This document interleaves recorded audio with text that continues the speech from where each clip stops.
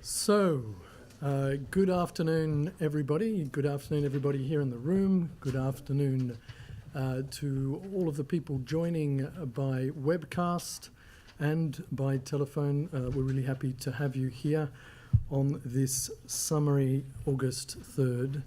And we're delighted to be able to present to you our half-year results for 2016. I'm joined by Thomas Burbel and Gerald Alain today. If you would like to ask questions by telephone or on the webcast, then please don't hesitate. Follow the instructions you've been given, but priority will be given to questions from people in the room. And I, with much pleasure, would like to hand over to Thomas to make the introduction. Thank you very much, Andrew. Good afternoon. We are very pleased to be here and present the half-year results to you. In summary, the results that we'll be presenting to you are very resilient earnings given a market environment that is difficult and characterized by quite a few headwinds. The second message I would like to get across is that if you look at the balance sheet, you see that despite those headwinds, the balance sheet remains very strong with a very strong Solvency II ratio. The third message I would like to pass is that we have a clear focus on profitable business. We want to remain this focus even though the market is difficult, and you'll see very clear drivers of this profitable growth, be it in P&C, be it in Capital Life or in the health business. If you look at the overall results on the underlying earnings, you can see stable underlying earnings of 3.1 billion euro. This again in an environment that is difficult. And that's also where you see the difference. Life and savings is up by 4% to 1.9 billion. So a very good development given the interest rates development. Property and casualty is down by 6% to 1.2 billion.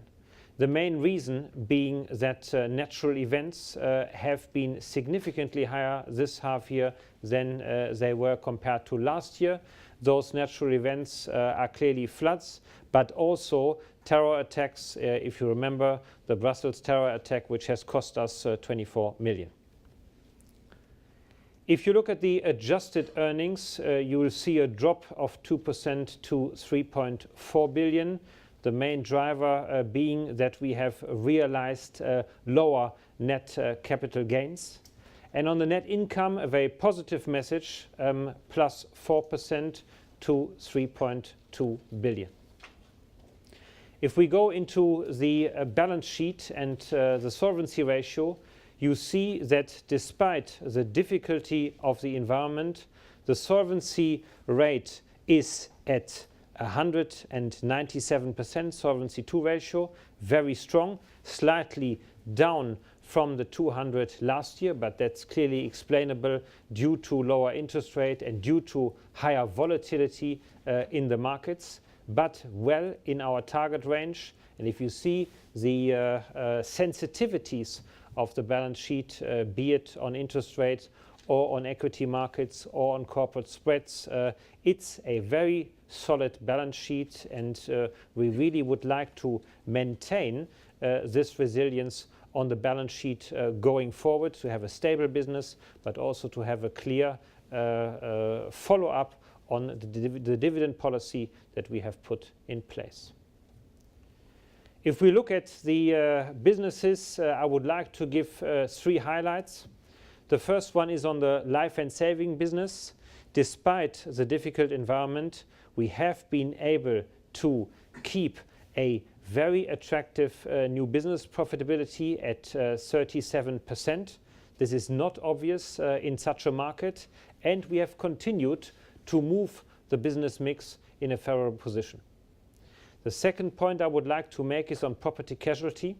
We are showing a good growth, 3.7%, 4% on the private business, 3% on the commercial business.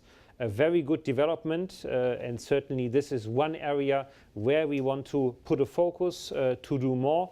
We have particularly seen in the UK that on the commercial side this has been a success, and we want to copy these success recipes and secrets into other markets. On the asset management side, again, a very positive result on flows despite the difficult market condition.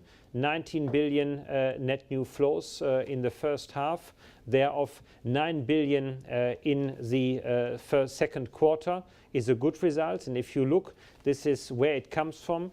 It shows that AXA is well diversified and benefits from the global footprint, because the majority of these new assets do come from the joint ventures in Asia.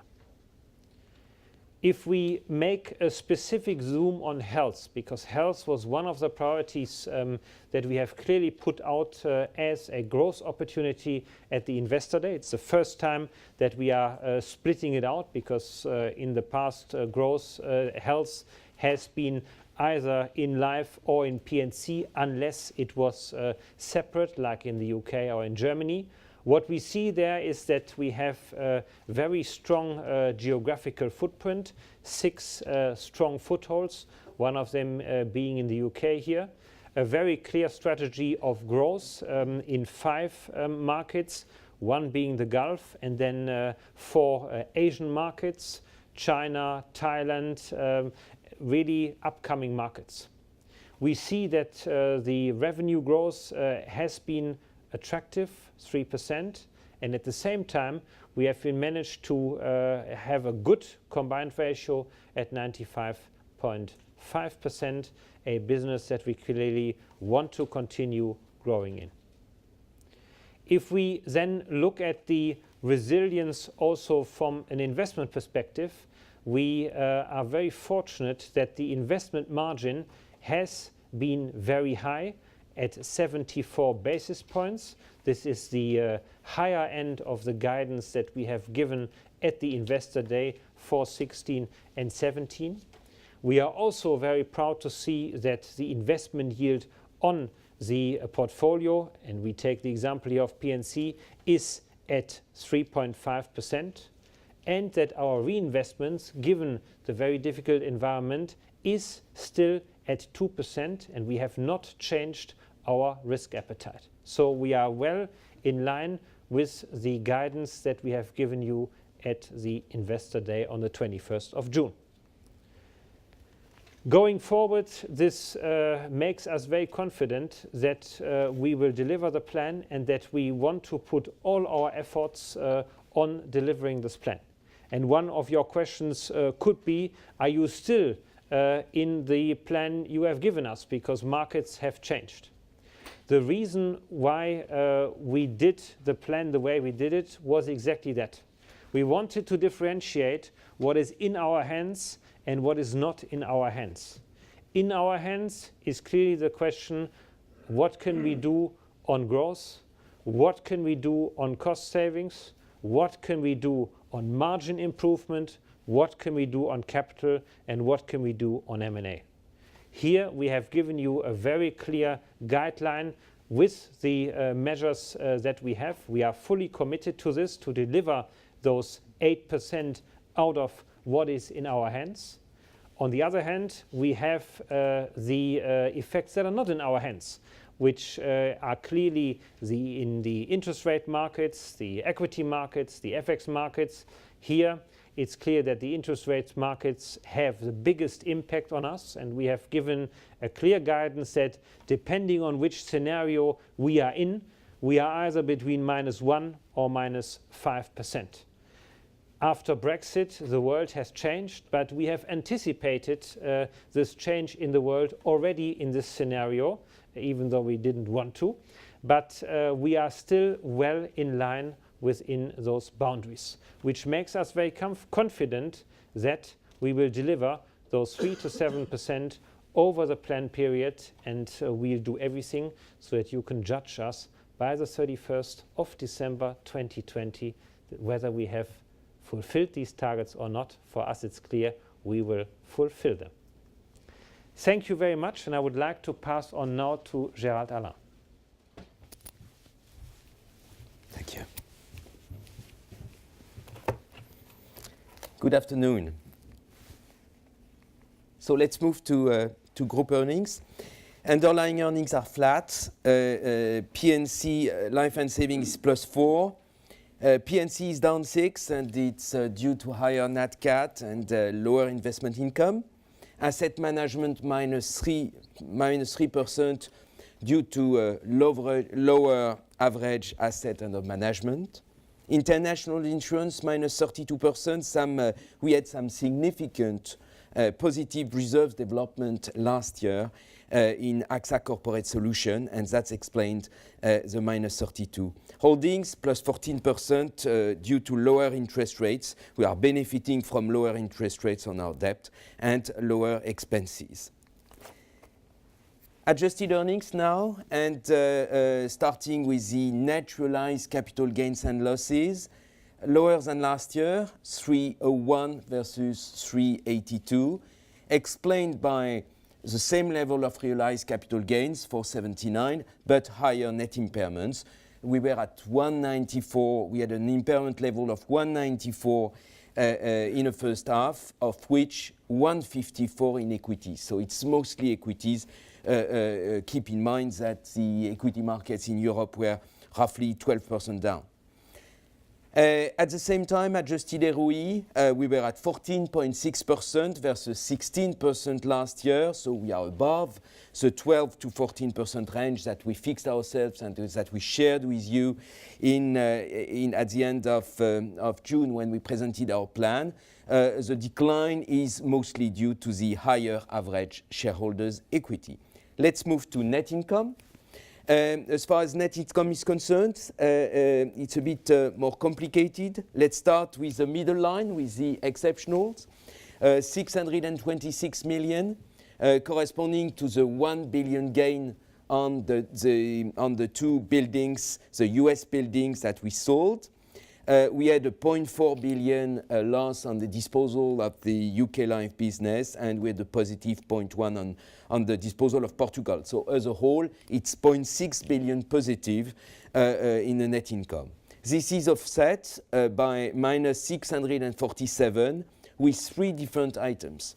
As you know, it's pure accounting, but we have first minus 357 corresponding to the freestanding derivatives and all the swaps that are in front of our debt, of our long-term debt. So 357.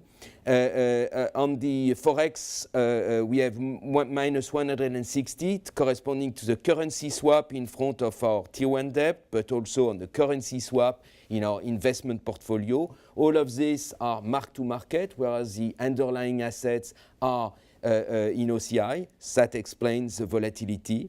And last, the minus 130 corresponding to the mark-to-market of funds, mostly equity funds. Again, I insist on the fact that it's pure market effects. It doesn't mean that it's realized, and it could revert extremely quickly. So as a whole, net income is plus 4%. Let's move to the new business sales. And starting first with the total, so new business APE is down minus 2%, and new business margin is stable at 37%. Let's move to the mature markets. So mature markets are down. I'm sorry. Mature markets are down 5%. That's the first column. Down 5% due to the decrease in the unit-linked sales. New business margin is up from 35 to 37%, confirming the fact that although our sales in unit-linked were down, we are focusing, as we'll see later, on the most profitable products. On high-growth markets, plus 11% on the top line. I should highlight the fact that it's explained by plus 28% in Southeast Asia and China. May I remind you that China is growing quite fast. because last year it represented 2% of our APE. In the first half, it's 6% of the APE. In China, as you know, we sold high volumes of single premium with the Chinese New Year. I mean, during the two first months of the year. Since then, we are selling regular premium, which means that, as I told you in the Q1 phone call, that I told you that in H1 we would have a positive NBV. At that time, in the first quarter, we had a negative NBV coming from China, so it's positive now. It's positive due to the accretion of regular premium with a higher profitability.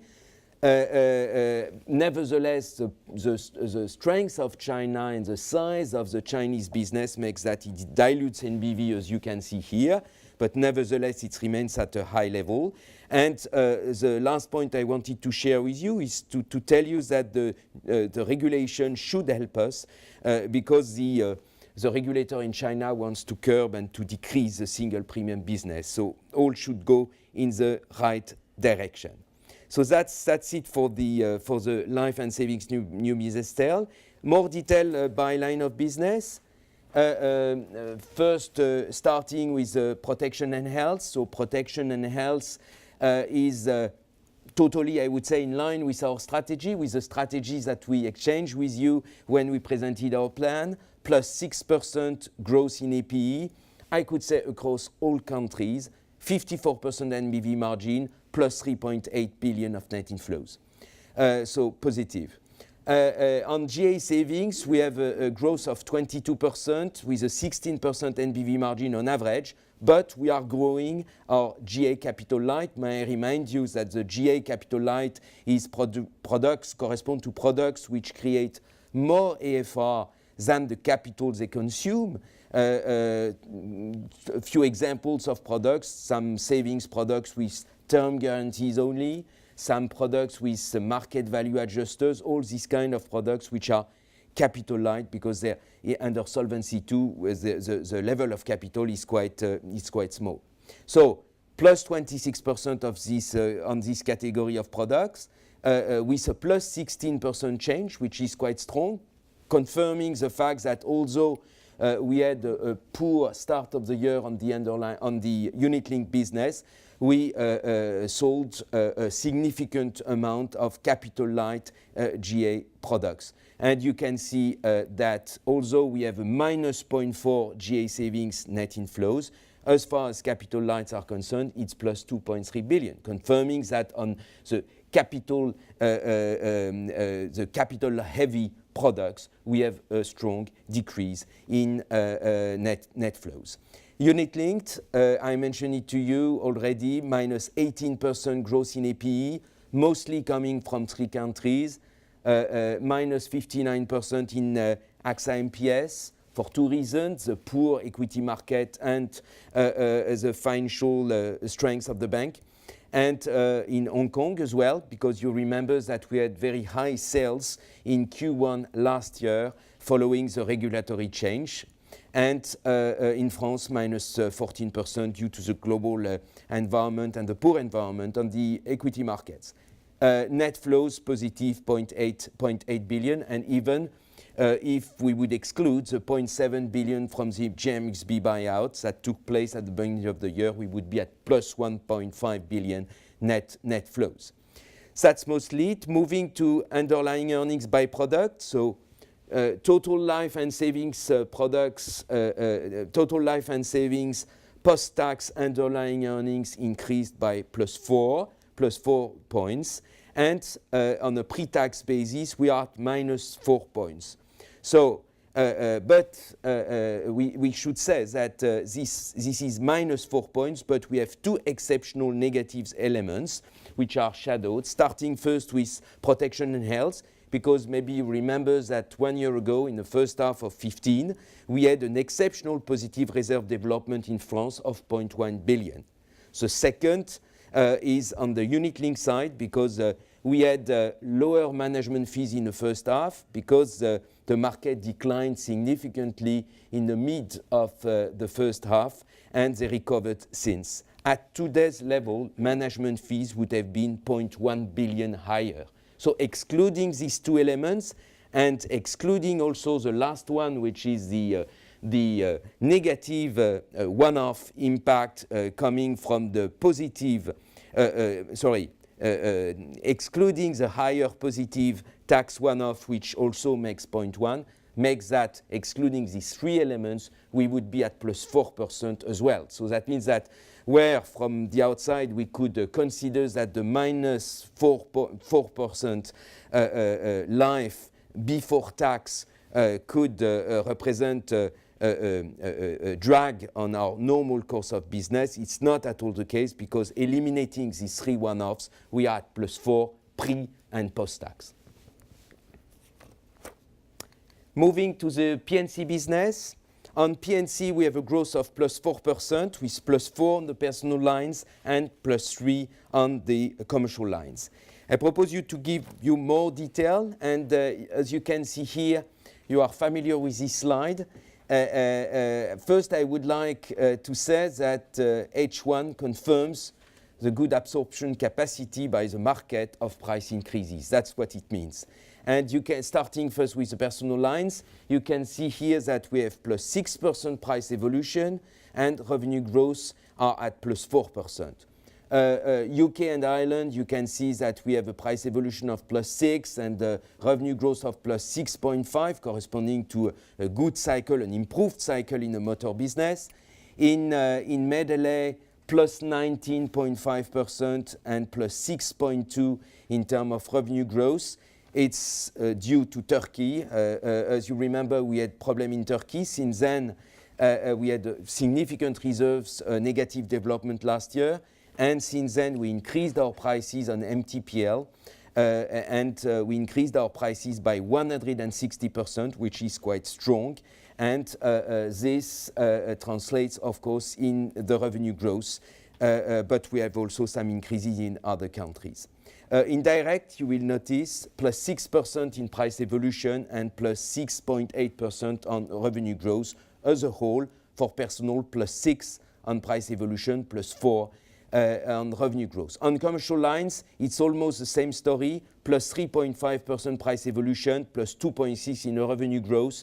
There is one negative figure on the first line corresponding to France. That's the construction business. It's the last element. We pruned the construction business, and we finalized this exercise mid of the year. So that's why we are at -2. But nothing worrying at that side, and we can consider that we recovered. The trend, we could say that there is a hardening in countries like UK and Spain, and there are some price softening in countries like Belgium, Italy, and Germany. So let's move to the profitability by business line. So plus in mature markets, plus 2%, with revenues growing by 2%. You can notice that current year combined ratio is going up from 96 to 97.3, mostly explained by NatCat that I mentioned before. So we can consider that natural catastrophes plus the terrorist attack correspond to a bit more than 100 million. That's the terrorist attack in Belgium. That was a cost of 24 million for the first half. And as a whole, that's explained the increase of 1.3 points of the current year combined ratio. In high growth countries, we have a top line at plus 11, with plus 14 in Mexico, plus 38 in Turkey, and also in Asia, like in Malaysia, so plus 11 on the top line. We mentioned the plus 13 on an economic basis because we have some JVs, and it's a way to take, it's not captured through the revenues, but it's important to notice that on an economic basis we are growing by 13 and not 11%. As far as current year combined ratio is concerned, we moved from 99.9 to 102.3, explained by Turkey because the price increases were spread over the first half, which means that we didn't get the whole benefit that we will have in the second half. and we have also some increase in acquisition cost. Indirect, plus 6% revenues and more or less a stable current year combined ratio. As a whole, plus 4% on the top line and plus 1.3 on the current year combined ratio. Going into more detail on the underlying earnings. So underlying earnings are down by 6%, and with two reasons. The first one is a combined ratio. So that's more or less what I explained to you. We see the Nat Cat. You can see in dark. Sorry, you can see in dark blue that the Nat Cat moved up from 0.1 to 0.8%. Current year, the prior reserve developments moved from 1.8 to 2.1, and all year combined ratio moved up from 95.1 to 96. Investment income at the same time, annualized investment yield were at 3.5 versus 3.7, so pretty in line with the guidance that we gave you. Asset management now.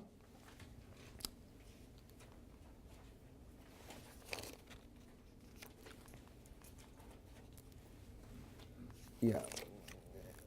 Okay. Asset management with net flows of 17 billion for AXA IM, plus 2 billion for AB. Average AUM have been hit in both cases by the market evolution, minus 5% in as far as AXA IM is concerned, with a drop in equity market plus the exit of France Life. As far as AB is concerned, it's more a positive market effect on fixed income, but a negative in equity. And this translates into revenues, minus 7% for AXA IM and minus 8% for AB. On the underlying earnings, minus 3% in underlying earnings for asset management, with AXA IM plus 3% and AB minus 9%, in line with the minus 8% on revenues. We had some performance fees in AXA IM explaining this positive underlying earnings growth. Let's move to ALM. The assets under management went up from 552 billion to 598. No big change except that the mark-to-market is going up due to the decline in interest rates. You can notice that fixed income asset duration slightly increased. We are now at 8.3 on life and 5.4 in P&C, and yield decrease absolutely in line with the expected dilution coming from investment in lower interest rates at 3.4 in life and 3.5 in non-life. Moving now on the asset allocation and the asset, starting first with the govies, we could say that govies as well as on corporate bonds, we have no change on both categories. What is important to mention is the fact that we have an average rating of government and related bonds which is maintained at AA, and for corporate bonds it's maintained at A. Let's focus on the H1 investment. We have been investing at an average rate of 2%, in line with our previous exchanges, so we benefited from quite attractive returns on some illiquid but high quality assets like ABS and CLOs, like corporate real estate loans. And we expect to invest in the second part of the year due to the decline in interest rate, let's say between 1.6 and 1.7%. Let's move to investment margin. As you can see here in the middle, we have a resilient investment margin which moved down from 78 to 74 basis points, well within the guidance that we gave you at the end of June for our strategic plan presentation. And this is explained, the resilience of our investment margin is explained by the spread of the guaranteed rate, which remains quite strong. And it's 140 basis points, which confirms the flexibility that we have. That means that policyholders are contributing to the drop of interest rates. On new business, it didn't change since last time, so we have only a very low average level of guaranteed rate on new business at 0.4. Moving to shareholders' equity is up from 68.5 to 74.1. You can see on the right the main elements, starting first with the change in net unrealized capital gains coming from the drop of interest rates, 6.8, net income for the period, 3.2, and the dividends, minus 2.7. It's a dividend of 1.1 euros that we paid in May. Let's move to the debt and to the rating. Our debt went up from 17 to 18.6. And at the same time, our debt ratio went up from 26 to 28%. This is completely explained by the 2 billion debt that we issued in H1 in order to refinance some maturities that will be at the end of the present, in the second part of the year, and also at the beginning of next year. So it didn't change, I would say, the strength of our balance sheet and the fact that we have a low debt ratio. As far as the rating is concerned, at Moody's as well as Fitch, we had a confirmation that we were the equivalent of AA. Stable, we are still single A positive with single A plus with a positive outlook with S&P. As far as Solvency II ratio is concerned, as explained by Thomas before, we are moving from 205 at the end of last year to 197, which is a strong level. You can see on the right the key sensitivities, and you have the roll forward between the end of 15 and the end of June 2016, operating return plus 8 points, dividend minus 5, market impacts excluding forex of minus 16, and we have all the other elements plus 5, of which the subordinated debt of 1.5 billion that we issued in March. I hand over to Thomas now.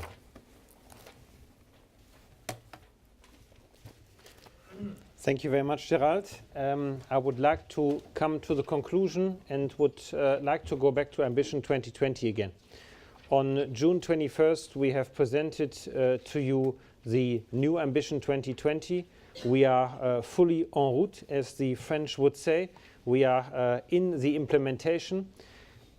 Ambition 2020 is about two things.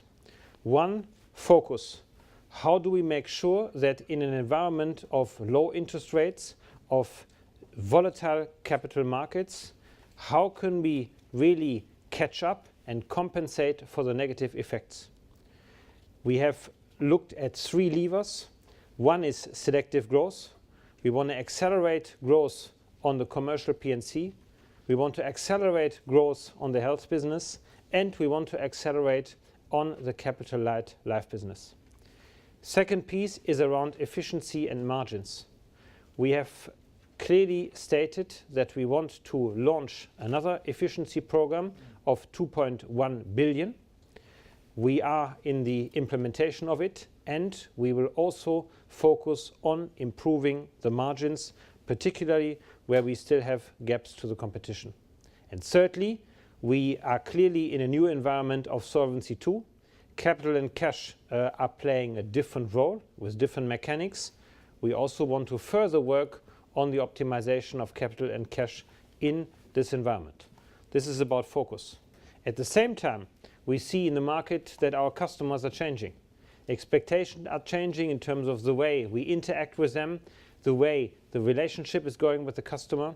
We want to actively transform AXA to this new reality. Transforming means that we need to look for a new customer experience. A new customer experience particularly means that we blend the direct access and the physical access more together, so the customer is experiencing one AXA and not different AXAs. We have started with this successfully in Spain and will roll it out from there. The second piece is around how do we bring the relationship with the customer to a different level. How do we become from a payer to a partner? A partner meaning that we not only focus on paying the invoice when a claim has happened, but that we also look how can we prevent the invoice, by engaging differently with the customer on reducing the risk and on really working together of being a better risk profile. All of this means that we also need to move ourselves. We need to adapt our capabilities. We need to invest in our workforce to really be ready for tomorrow. Therefore, we have also launched, as one of the very few companies, a program to really transform the workforce, to really adapt our capabilities and invest into ourselves and the people. This is linked to very clear guidance on key KPIs.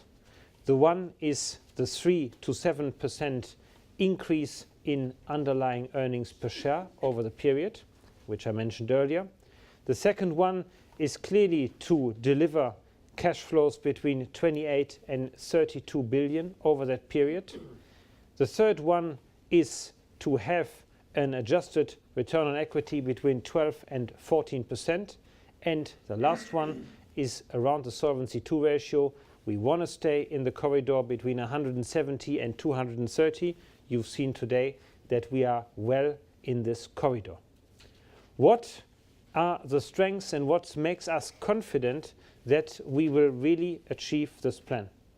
If you look at our balance sheet and look at AXA, it's a very, very resilient balance sheet. The big challenges of the financial crisis are behind us. We have a weatherproof balance sheet and we have a very diversified portfolio. No other insurer has such a global footprint with these positions, which leads us to the fact that we are confident to really develop these cash flows necessary to provide an attractive dividend story. The second one is that we have moved very early. We have moved early on the question around life and savings away from the traditional GA business, and we have also moved early when it comes to efficiency gains, because the program of 2.1 billion is the second one after we have already reached 1.9 billion in the last phase of Ambition AXA.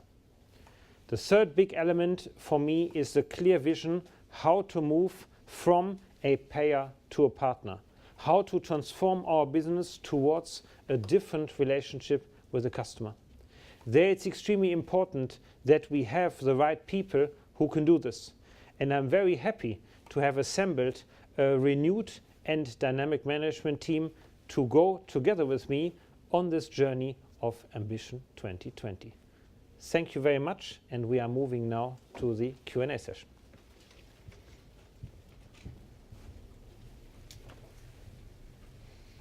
Now it's difficult to choose. Let's start with John. It's John Hocking from Morgan Stanley. I've got 3 questions, please. Firstly, on the investment margin, you're the top end of the range. Just wondered how we should think about the buffer you've still got above the crediting rate there, and how we should think about the speed of decline of the investment margin versus the speed of decline on the sort of running yield on the life portfolio. That's the first question. Second question, on the sort of reconciliation of the opening and closing Solvency II ratio, I wonder if you could just break out a little bit the key movements in the 16 points of market movements. You know, how much was rates, how much was spreads, etc. And then just finally, could you just update us on the ratio sensitivity to a 100 bips decline in the UFR rate? Thank you. Gerald, I think these are all questions for you. As far as I'll start with the last one, John. On UFR, we said that we already mentioned that it would be a decline of 19 points. It's still true.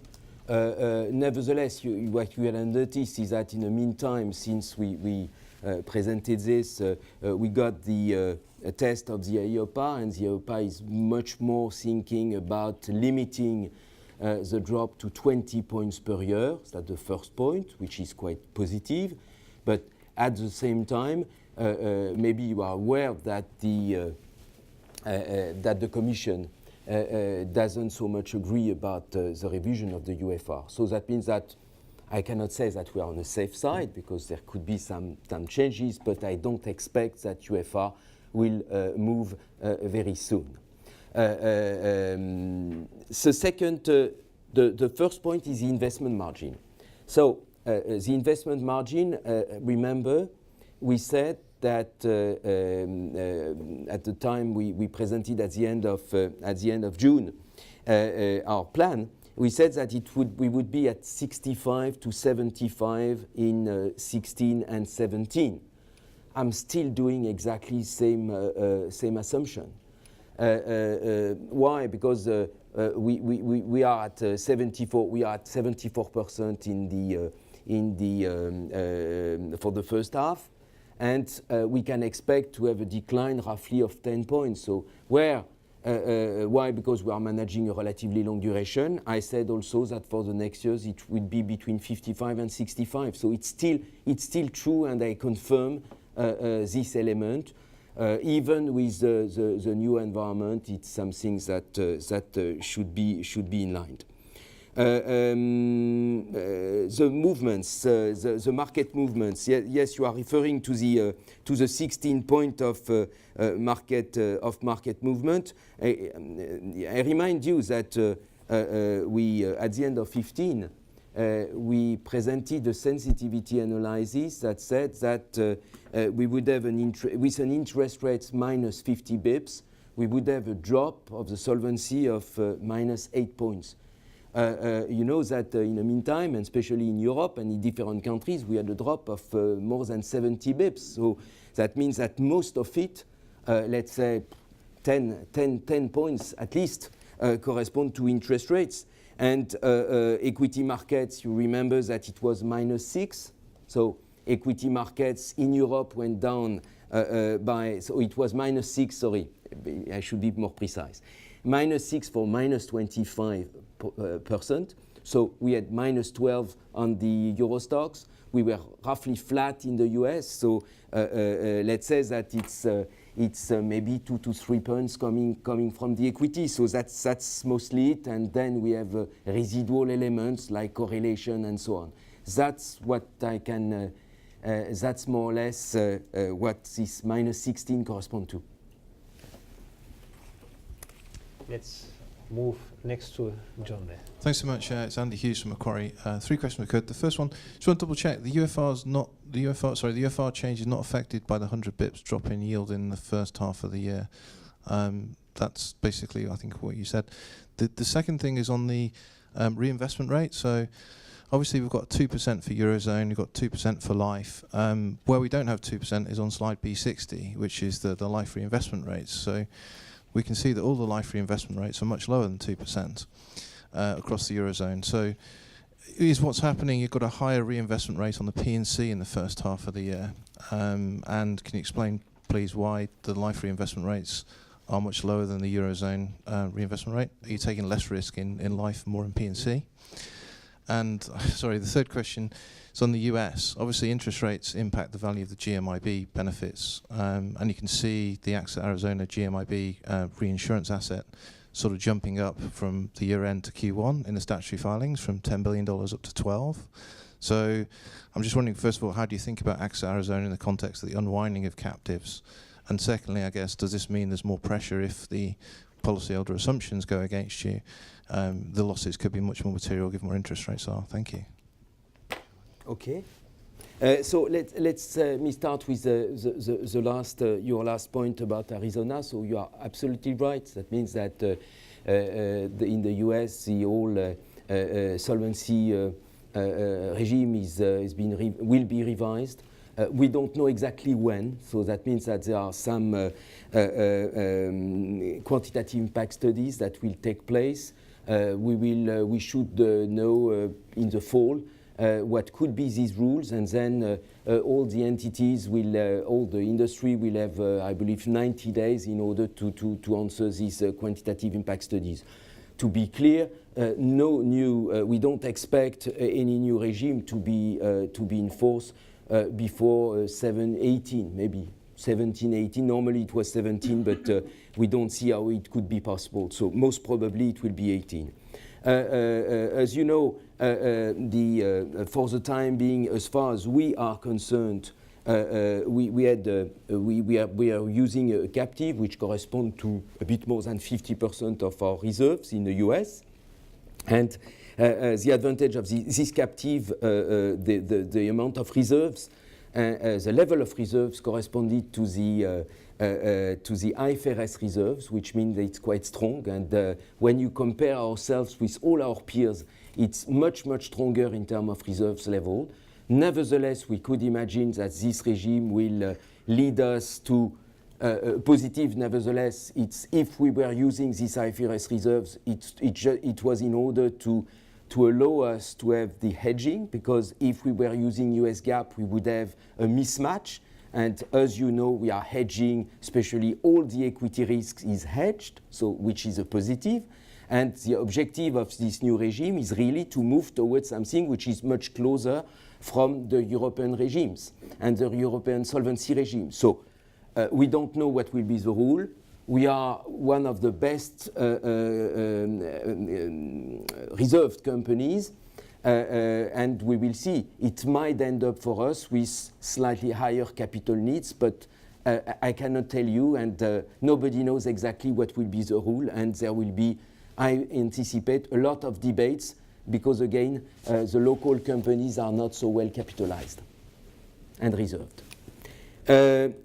UFR, yes, as far as UFR, no, if your question, if I understood your question was, does it mean that the minus 19 would change a lot?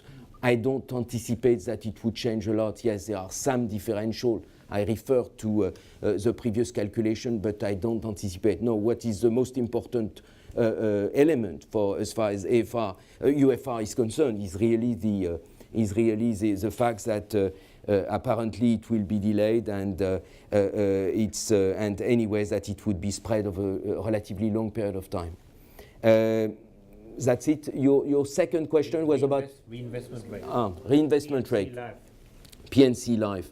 There is no big, I would say that the biggest difference between PNC and Life is the duration, meaning that the duration is a mix of business. In PNC, we are mostly in European countries, whereas in Life, keep in mind that we have a reinvestment denominated in yen, denominated in Swiss francs, which makes that we have an average lower rate in Life than in PNC.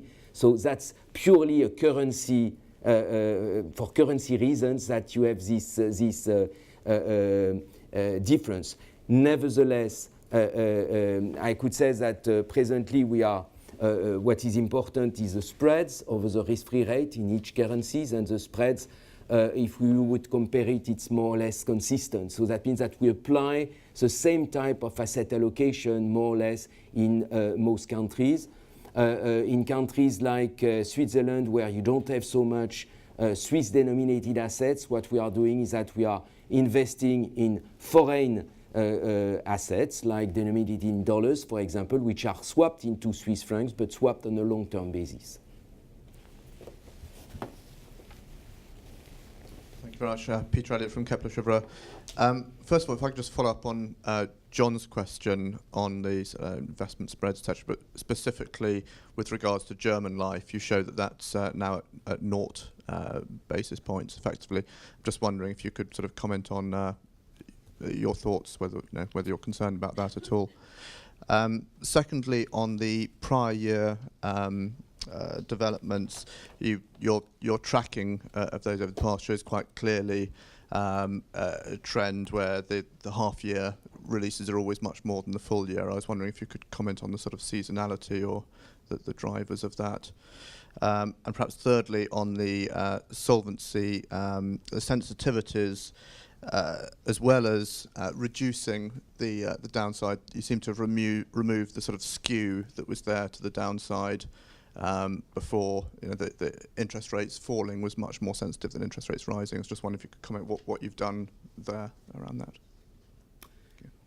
Okay, let's start with the investment. So, roughly speaking, you remember that I just told you that we have been investing 45 billion at an average of 2% in the first half. The question was. In euro, we invested at 2.1%, In US dollar, we have been investing at 2.6, and in other currencies, Japanese yen, Swiss francs, on average, 1%. We can expect to have the same type of differential until the for the second part of the year. As I told you, we have been quite successful in achieving on average 2% because for sure the corporate debt is lower. Everything equal, we have been investing on average at 2%, and the corporate debt average rate has been 1.6% only.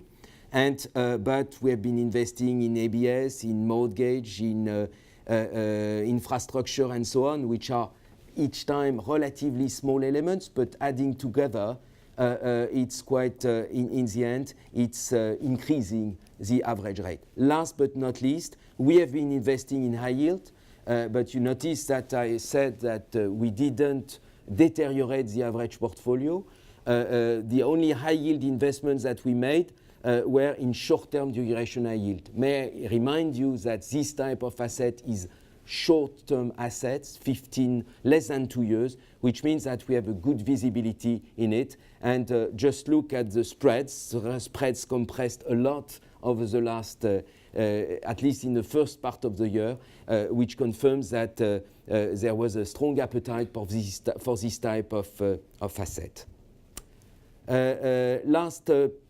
Third part of your question was about the sensitivities, but I'm not sure I understood the question. Maybe you... It was at the full year sensitivities, your sensitivity to interest rates declining 50 basis points was, I think, -8 points, and plus 50 basis points was plus 2 points. Yeah. And it's much more even now. Yeah, but it's a matter of convexity.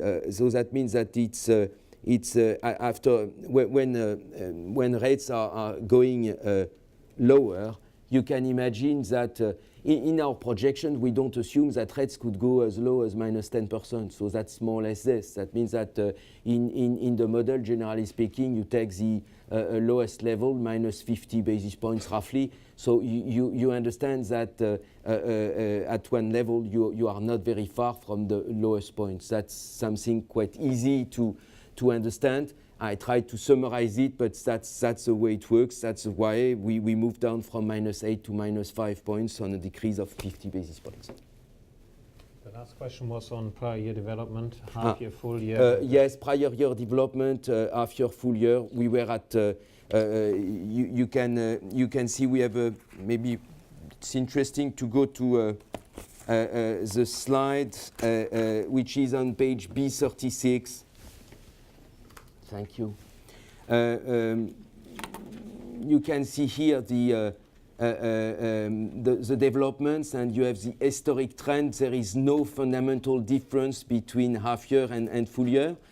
You can notice that last year we had +1%, but keep in mind that we have a negative Mali coming from Turkey.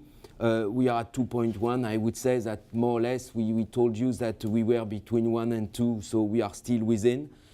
You can notice as well that in the second part, in the lower part of this slide, that we still have a high level of reserving ratio, and confirming that our prior year reserve developments are not at the expense of a sound level of reserving.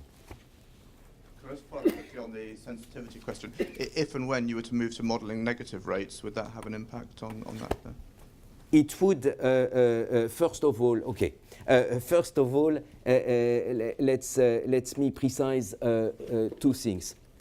We are in the numerator, for sure, Solvency II, there is numerator, available financial resources, and the short-term economic capital on the denominator corresponding to the requirement. As far as the numerator is concerned, we model the negative rates. That means that if rates are at -70 basis points, like in Switzerland, we take -70 basis points.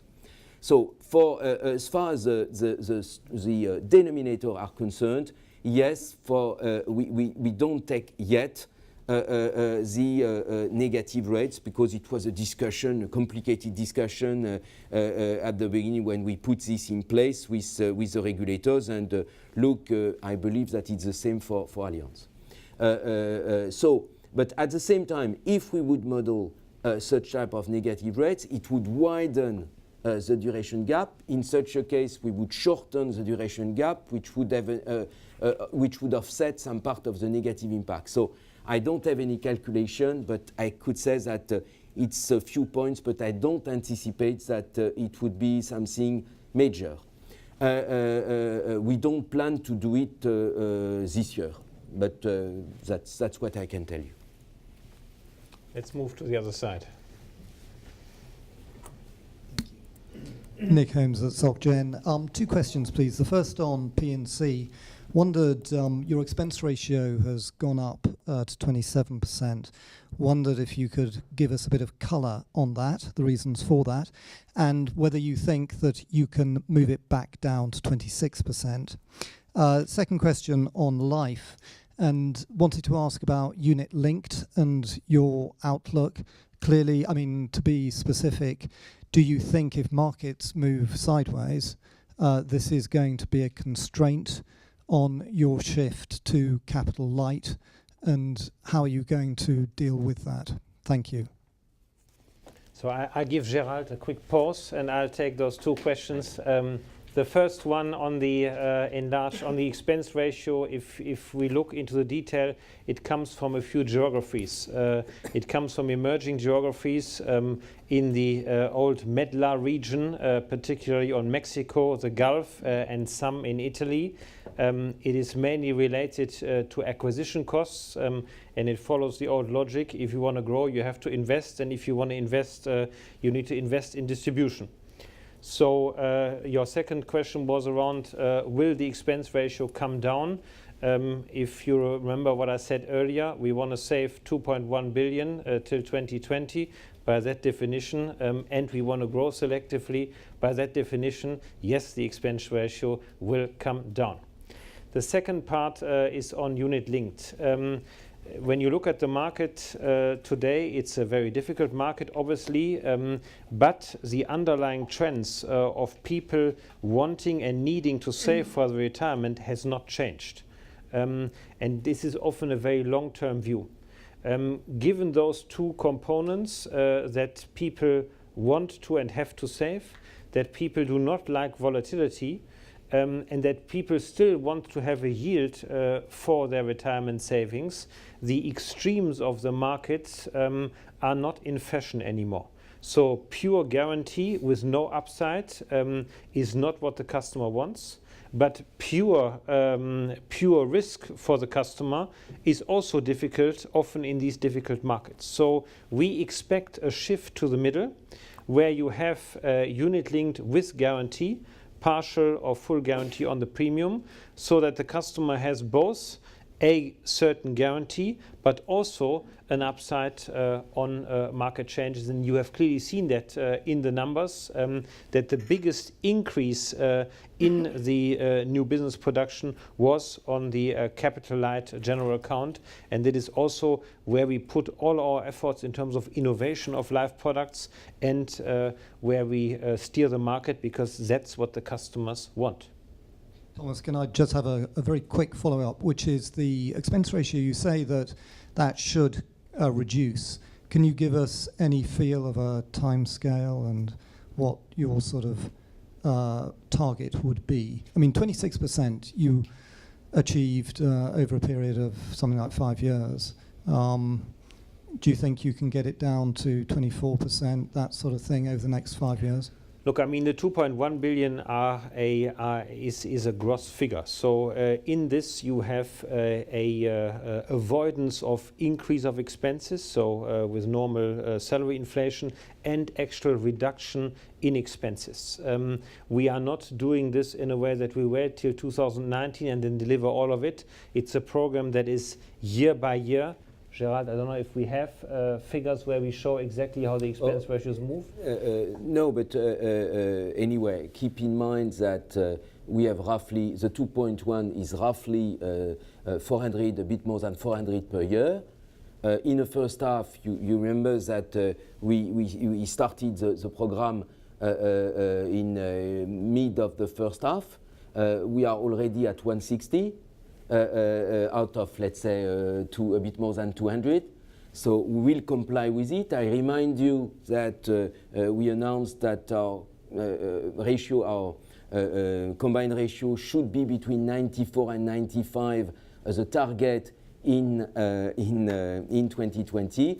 And Thomas told you that we confirmed absolutely these figures.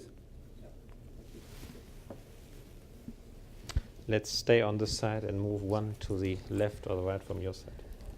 Hi, it's James Shuck from UBS. I had 3 questions if I could. The first one was on the organic capital generation, the Solvency II capital generation. You show 8 points at the first half, which is obviously annualizing at the bottom end of your recently lowered target, which is the 15 to 20 points that you've indicated. My question on that number is, has that been updated for current economic assumptions, or is that based on 2015 year-end assumptions? That's my first question. Secondly, I'd also like to return to the German life margin spread issue, please.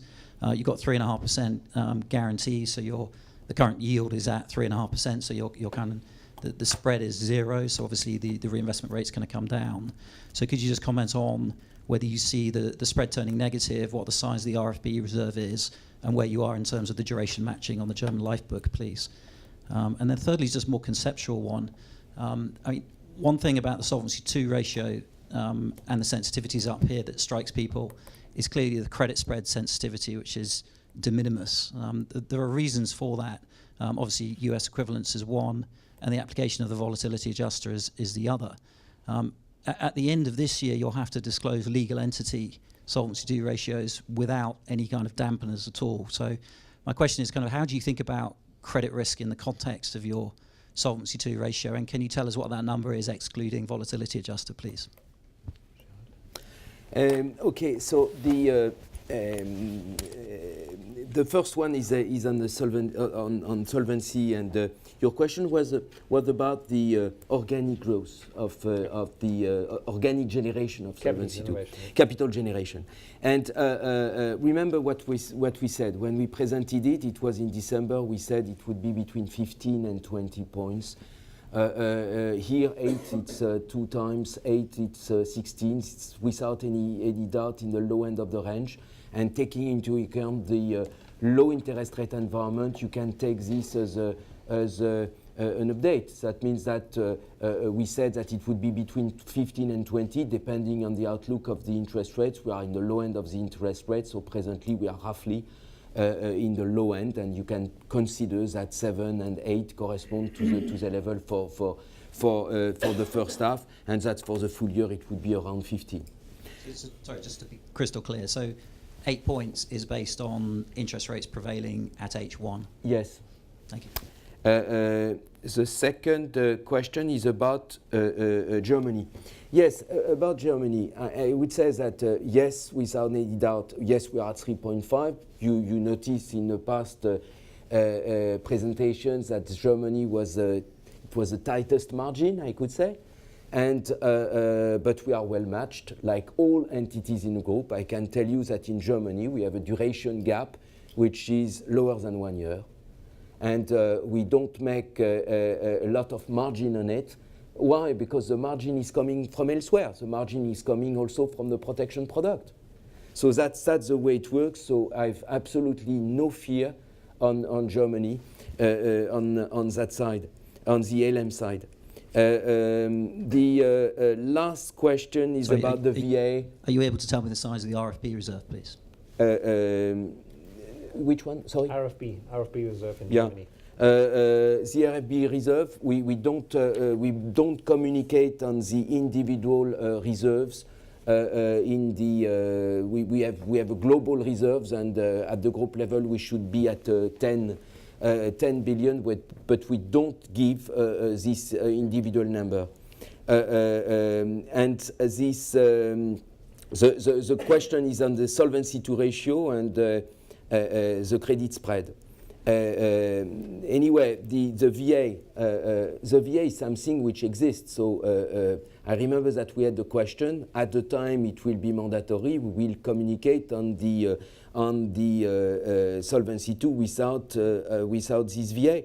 But you know, the VA is not something which will disappear tomorrow. Look, and I believe it's quite interesting. You have a lot of companies who asked for who didn't apply on day one the Solvency II. That's what we call the transitional. So imagine that the VA would disappear. 1 second. Immediately, what would happen with all the entities? That means that you would have two regimes: the one who asked for a transitional, and the other one, which could be considered as virtuous or relatively virtuous, applying from day one Solvency II, they would be penalized. So that's something that is worthwhile being analyzed. That's why personally I don't have so much fear that VA would disappear so quickly. That's my view. So your question, as you said, it's a bit philosophical. My answer is extremely practical, because I believe that it wouldn't make sense. And remember, it was in the spirit of Solvency II when 3 years ago, we were discussing about Solvency II. Maybe you remember that at that time we said, look at the matching adjustment. The matching adjustment in the UK, which is not limited to the UK, it's mostly applied in the UK, but also in Spain. And the objective was really to match and to have the same spread on assets and liabilities. So. And I don't believe that it's in today's intention of the regulator to change this. Maybe just quickly, in addition to the German life business, if you remember at the Investor Day, we have also put one big effort around in-force management in the chapter focus on capital management. Germany was one of the few first markets where we have implemented this in a very strict manner. So this is where we will continue as well to move ahead. And the RFB we do not publish, but the RFB quota has significantly increased in the time when we have been working on in-force management. Thank you. Michael Hartner from JP Morgan. I had 4 questions, please. One is on Turkey, whether you can give us some figures today so we can judge how much improvement could come still there. The second is on cash flow. I still feel I'm very new to AXA. There's no figure here, and you clearly publish it at the year end and some main targets, and I just wondered if you can give a bit of a feel of how it's developing. The same for embedded value, and now you might say, well, that's not relevant, and I'll accept that, but if there's any indication, that's quite nice. And the reason I ask that is to tease you a little bit. Your peer at Allianz has written a nice big book where he says MCV, that's the figure. And the final point is on non-life. And this is a bit philosophical. So your competitor on Friday reported much better numbers in non-life combined ratio. They have a shrinking business. Yours is expanding. And conceptually, one always thinks, well, if you grow non-life, you tend to initially capture the more volatile drivers or cyclists as me. And so your business gets a little bit worse. How do you think about that? You know, the combining growth, which may not be great, with a target of combined ratio, which at the moment is going a little bit the wrong way. Thank you. As far as Turkey is concerned, I would say that we didn't increase past reserves over the first half. You remember that we had a drag on our earnings, which were more than 200 million last year. I mentioned to you that we increased our prices by 160%, which is quite strong. We can consider that now prices are at the right level. We have a market share which is 15%, which dropped, and it was a move that was absolutely voluntary. As far as the I could say that in the first half we had a combined ratio of 110%. Why? Because we could not increase prices on the 1st of January, unfortunately, so it's been spread over time, and we can expect that the second part of the year will be better. Last but not least, maybe you notice that there have been some relaxation of the rules because as far as all these price increases are linked to MTPL, and the MTPL business, we had a significant part, a majority of policyholders with bodily injury or their family who went to court, and there have been some relaxation in the rules that should be applied, so we will see in the future what will happen. So that's what I can tell you. About cash flows, no, as you know, we don't publish cash flows in the first half. What I can tell you is that nothing for the time being in terms of dividend, in terms of remittance ratio, and so on and so forth, makes me fear any problem. We don't publish embedded value as well, and unfortunately, you know, publishing on the 3rd of August, it would be difficult with embedded value on top. But who knows in the future? But so that's it. But no, without any joke, I just I encourage you to go to the embedded value report of last year. We can go through it offline, and you will see the sensitivities. And with the sensitivities, I believe that you will have a good approximation of where we are today. On life. I would say, yes, that's quite obvious, but that's why I mentioned, look, in direct, we are at plus 6%, and nevertheless, in direct at plus 6, we have a current year combined ratio, which is quite stable, so it's quite good, but for sure, I believe it's quite obvious. Many times we mentioned this group is not managed like a runoff, and tomorrow it won't be a runoff.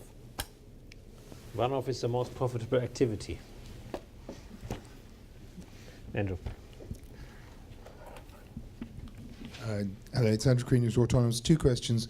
Firstly, as you get into Solvency II, can we expect any capital optimization plans to improve the coverage ratio in the second half?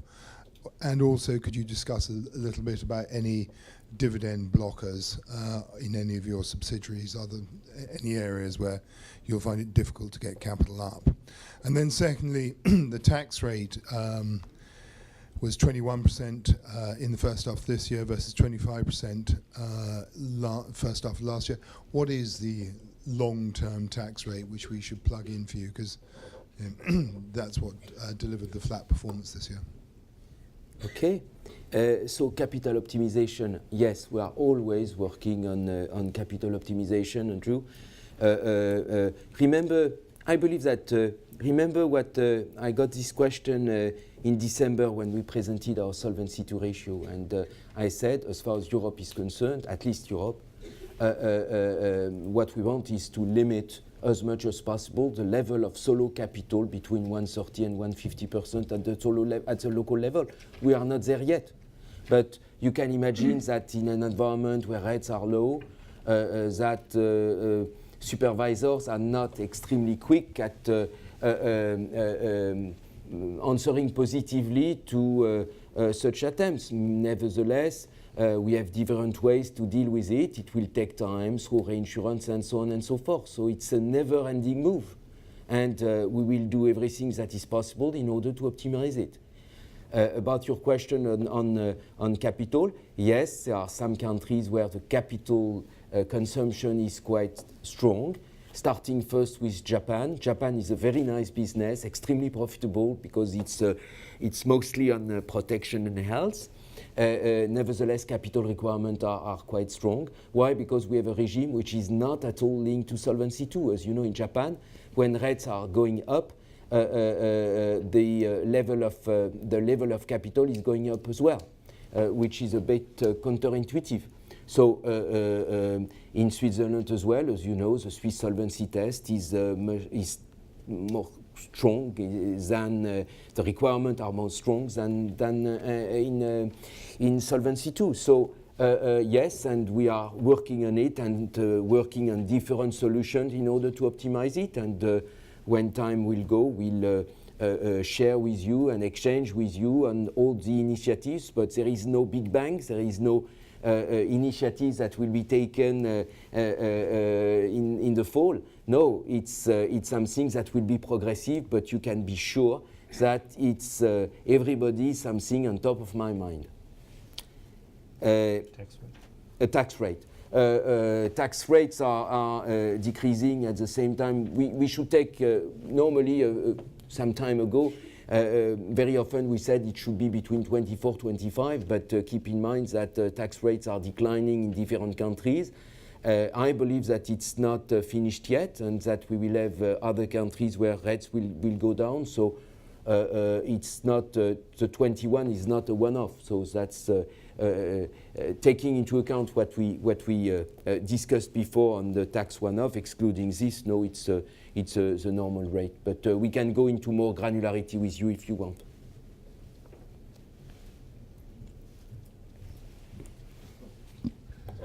Hi, sorry, it's Andy from Macquarie. A couple of follow-up questions about reinvestment. I'm still trying to get my head around the 2%, I'm afraid. I think you said, Gerard, that the bond reinvestment rate was 1.6% in the half year. And if I look at the chart and obviously see the government bonds probably yielded less than that, given the AA. So the 16% that's ABS and below investment grade to get you to 2% from the 1.6 and a bit less on the other bit, it's got to be around 5%. Is that kind of around right, those sort of maths? And on the CDS increase in the half year, so obviously at the end of the year you had 4.4 billion of net CDS position. At the end of the half year it's gone up to over 8 billion. I'm just wondering, is that already reflected in this chart? So obviously you use that as synthetic a bond investment, so, or is that a kind of additional overlay? Because that's almost 10% of the reinvestment. No. It's not an additional overlay. You understand that when you have it's a way, effectively, you are right, to invest in a synthetic bond. So the way it works is that when you have an existing sovereign, for example, instead of selling this sovereign, realizing a huge capital gain, and then which would not represent, because when you don't have any mismatch, it won't mean anything. So it's better to sell a CDS. So that's what we do, but it's small at the scale of our group. You know, when you compare it with a 600 billion investment, it's relatively small. I think it's the increase that surprised me. Yeah, but it's increasing. It increases. Why? Because you have, we are opportunistic. When you have an investment, when you have sharp moves in the interest rates, people first they invest in cash. First in futures, next in cash, and CDS like this one, they are not so much arbitrated. So from time to time, when it's an opportunity for us to gain 10 or 15 basis points, I take this opportunity. We take this opportunity. That's what it means.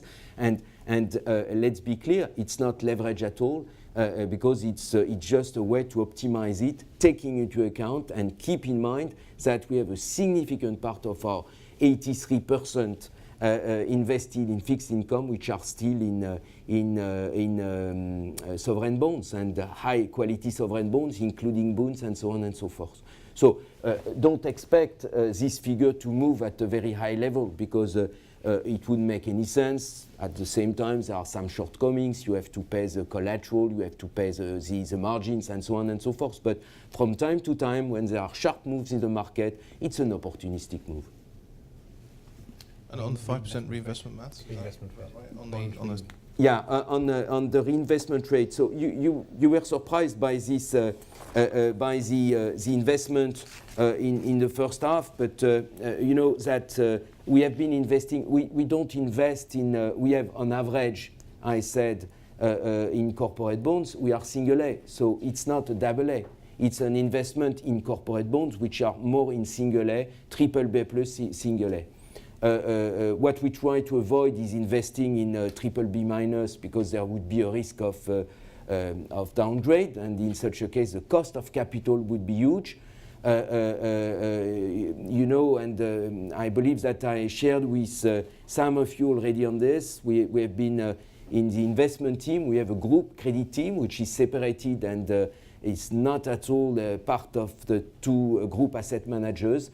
and this team of roughly 20 people, they are working on analyzing the risks. So that means that we have 75% of our corporate bonds risk which are analyzed on a periodic basis, reassessing with internal ratings. Why internal rating? It's also part of our governance, part of the Solvency II approach. That's why, and as much as possible, we try to optimize it. So consider that the investment in corporate debt in the first half was more in a single A, for some of them in BBB+.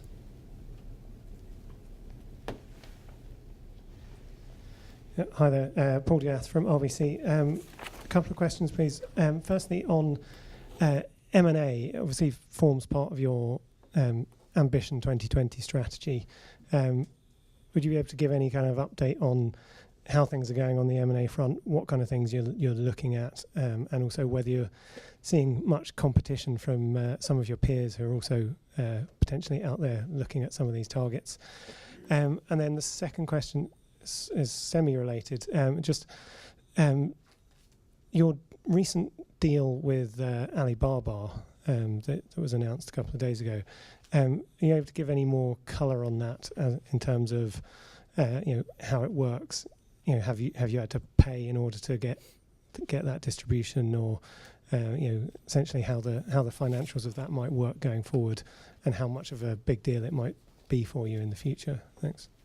I'll give you a break again, Charles. So on M&A first, we have clearly said we want to invest in M&A. Our budget is 1 billion per year, and we want to focus our M&A activities on the areas where we want to grow. We expect this to be smaller to medium-sized deals, not large deals anymore like it used to be in the past, because our global scale is there. We don't need the big deals anymore. This market is, however, very difficult because it's very competitive, and you see premiums being paid where one can ask oneself, is that still reasonable or not? We are actively looking all the time. We are actively screening files, but we will be very selective on what we are engaging in and what not. The second question on Alibaba. Alibaba has obviously looked out for a global insurance partner and has addressed us. Why us? Because we are, as I said earlier, one of the most diversified insurers with a very global presence. The issue Alibaba has at the moment is that there's many of their customers that are traveling outside of China. They desire protection for their travel, which we can provide. The second issue is Alibaba obviously has a lot of trade relationships with SMEs, both inside and outside of China. And they are also looking for protection. This is the initial stage of this agreement. You are asking this question: how does it work? What is the business model, and what's the financial outcome of it? A little bit too early, because as you might have seen in the press release, it's a memorandum of understanding, which for us is a very big step, because as you can imagine, it was not easy to get to that deal. The next phase now is about the implementation. How does it work? Who is doing what? And how does the business model work? As soon as we are a little bit further, I'm very happy to answer your question when we are at this stage. Blair? Thank you. It's Blair Stewart from BofA Merrill. I've got three questions too. The first is Hong Kong. Can you give an update as to when the new product is up and running and the impact that might have? Secondly, you talked, I think, in the past, Gerald, about some debt restructuring around possibly buying in some hybrid and issuing senior. Has the environment put that on the back burner for now, or is that still a plan? And I guess thirdly, we've not had a question on Brexit, so that's the one thing that has changed since you announced your plan. How does that impact your thinking of those aspects that are not under your control that you talked about earlier? Thank you. Good. So let's do a shared response. I would take Hong Kong. Gerald, you take debt restructuring. And luckily, we've got the CEO of UK and Ireland here, Amanda Blank, who will comment on the immediate effects on Brexit, given that she represents the UK and Irish business. So on number one, Hong Kong, maybe to give a little bit of context, Hong Kong is a very big market for us in Asia. We used to be very successful in the unit-linked business. As you know, the regulation has changed at the beginning of last year, which led us to a fact that we need to reposition ourselves into a world of a more capital-light business. You also know that the competition is very high in Hong Kong, and we have already introduced the new product, if you meant by the new product, with the new life product, which is in direct competition against the other market runner provided by Prudential. We see success in the sales of this product, but as you can imagine, it takes some time to readjust our agency sales force from a very focused on unit-linked sales force to a sales force focused on general account in a capital-light way. But we are on the way, and we are very pleased with the initial results that we have seen, which means also that we are going to continue product innovation in the Hong Kong market. Debt restructuring. On debt restructuring, maybe you can go to page B61, which is the appendix on the maturities.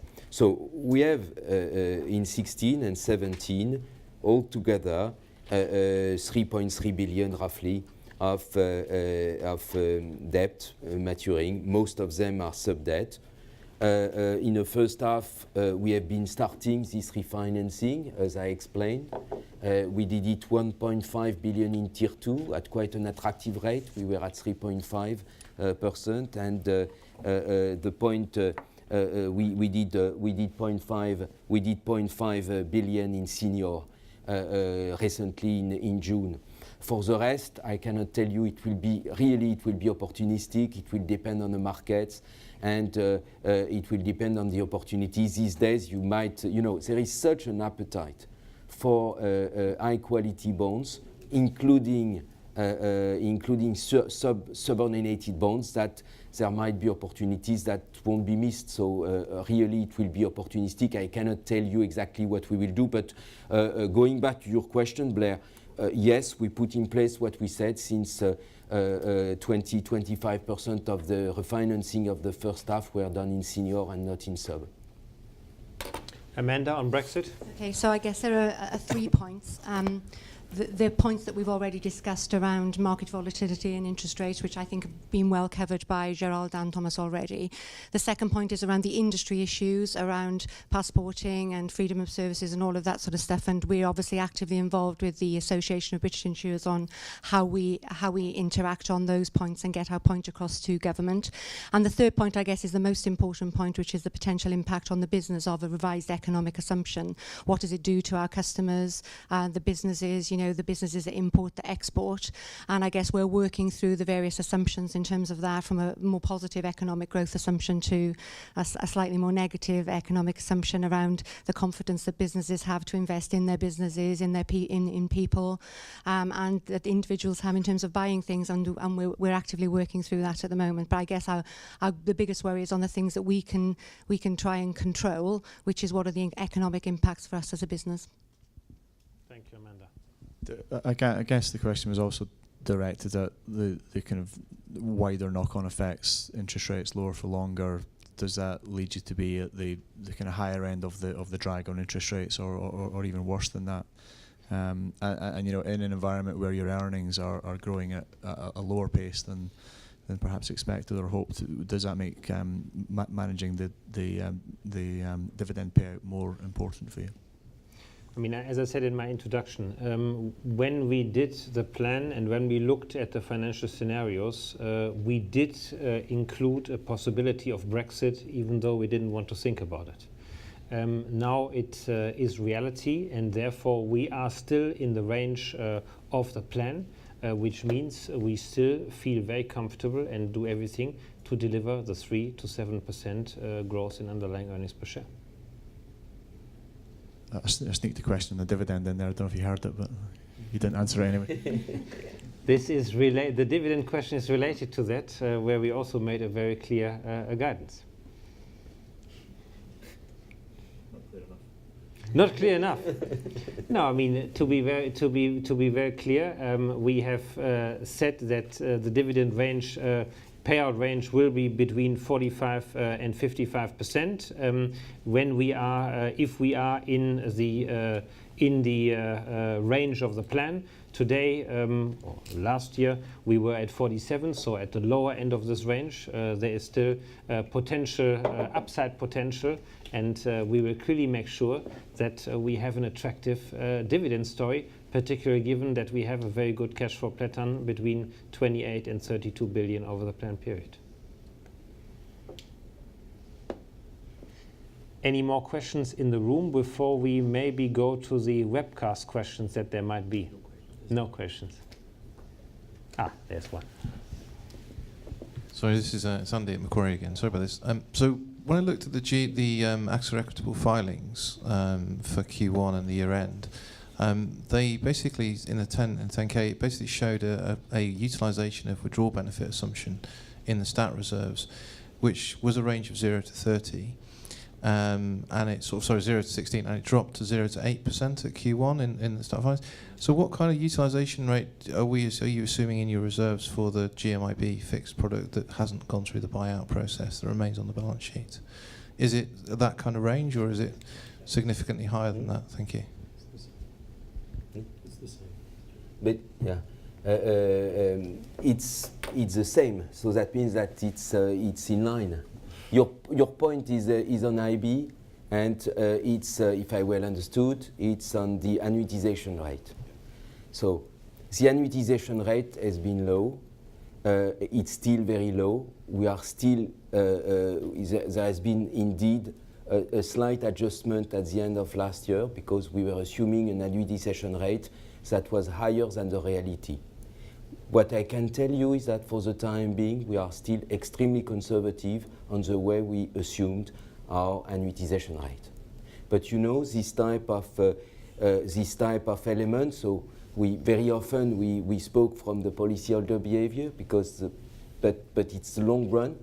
And as far as IB, we are doing well, and we consider that we are extremely well reserved. But let's wait, and in order to see whether we'll draw more consequences in terms of reserving or not. And this is also, I mean, related to customer behavior. If you look into the customer studies, they are very stable over time, because the typical pattern of somebody who is retiring is, let's get the cash, let's divide the cash, and then let's plan what is the annuity I want, or what is the freedom on cash, be it for my holiday, be it for the children. So this pattern has been very stable over time. And since customer behavior and customer patterns move very slowly over time, we feel confident to stay at where we are today. Chuck.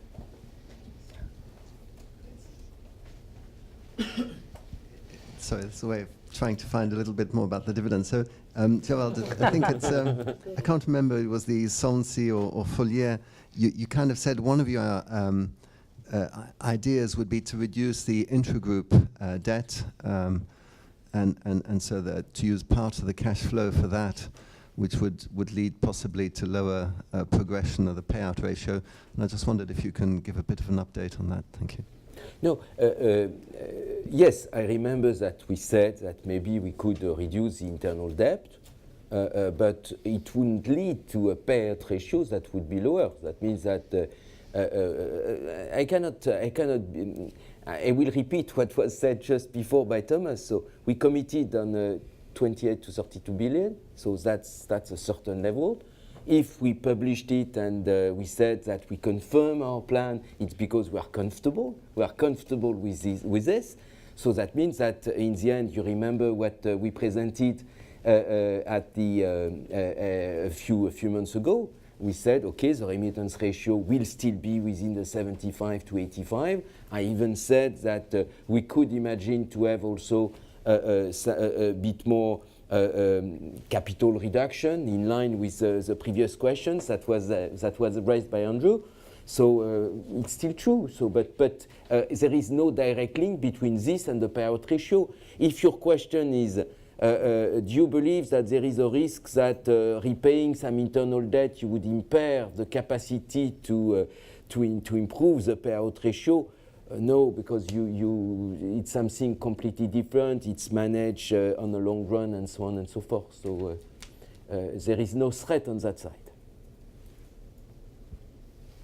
Any further questions? Doesn't seem to be the case. In this case, I would really like to thank you for coming here today, for participating actively with your question, and I wish you a great summer and hope to see you soon. Thank you.